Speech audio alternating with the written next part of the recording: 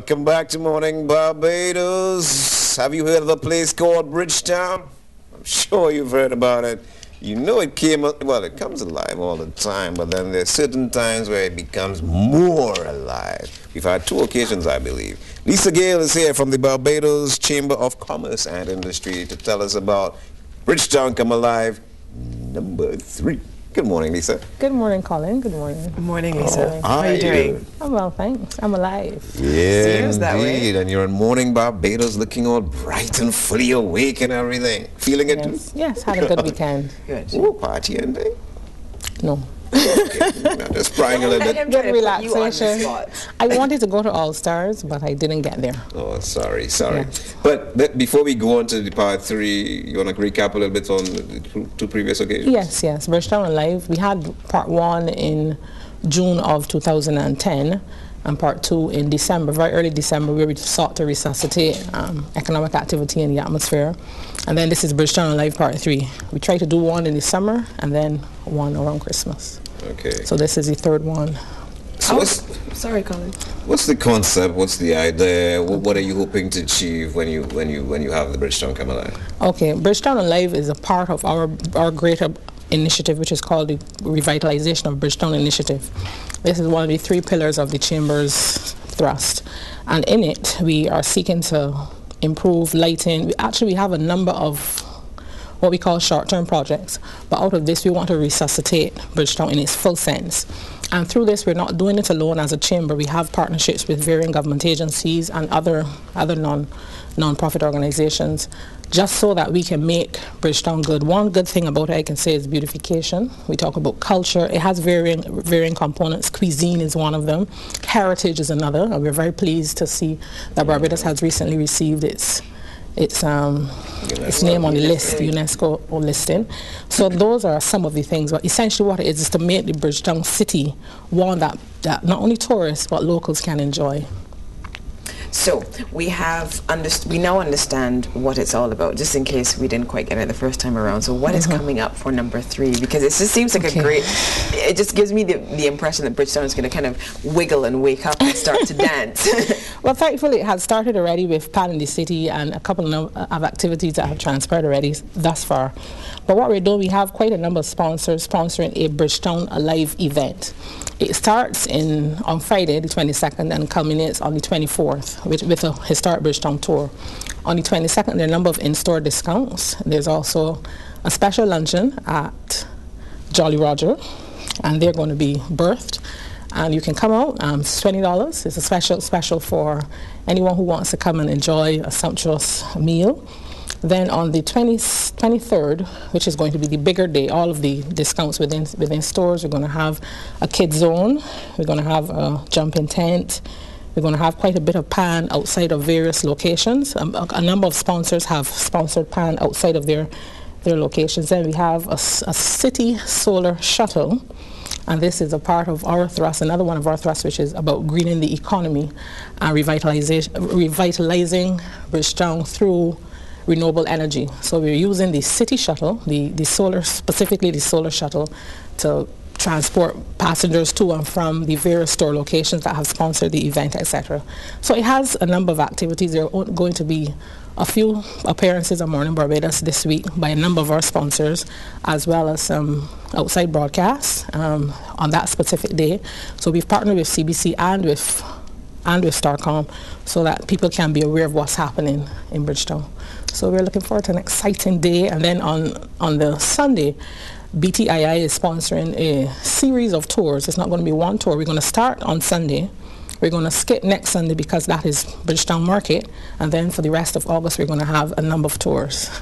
And of course, the hard-working Cassandra will be going shopping in town while Bridgetown is awake and alive and wiggling and doing all those fun things, giving us an idea of what's on offer in fabric, jewelry, all the other merchants that have their wares on sale. So we're not going to miss out on that, thank God. Yes, one thing I forgot was the in-store, it's called a showroom competition. And we had it last year, show window competition, where a number of stores decorated under specific themes. And they're going to be judged. The last 2 weeks of July we started judging already, and they're going to get a prize which was donated by Duty Free Caribbean last year. And I recall Norman Center, they were the winners last year. So hopefully we see who will come up on top this year. That's an art in and of itself, you know, showroom design. So I'm really excited about what the different competitors will come up with. Yes, last year was very beautiful. And the theme this year is the Sweet Summer Festival, in keeping with the theme of Crop Over. So is the Barbados Chamber of Commerce and Industry hoping that eventually what would happen is that they can step back a little bit and Bridgetown, the entrepreneurs, vendors, everybody would maybe have this like a once a week or once a month, a more regular sort of? Is that part of your long term? That's actually the goal of the chairman of the revitalization of Bridgetown, Mr. Lalu Vaswani. He would actually like to see this as a weekly event. We've actually reached out as well to the Ministry of Finance so that we can have, initially we started out yearly requesting a duty-free day. You know, that in and of itself, there are a number of people who cannot actually travel because of their economic situation, but they've been given a year's $500 quota for foreign exchange, and instead of just wasting that, they can utilize it in Barbados in using the same foreign exchange, because we're asking them. So we've made that proposal and we're waiting for a response, and we hope that that could encourage more people to Bridgetown during the Bridgetown Alive events. Who makes that decision? That's the decision of the Minister of Finance. Minister of Finance, say yes to that initiative.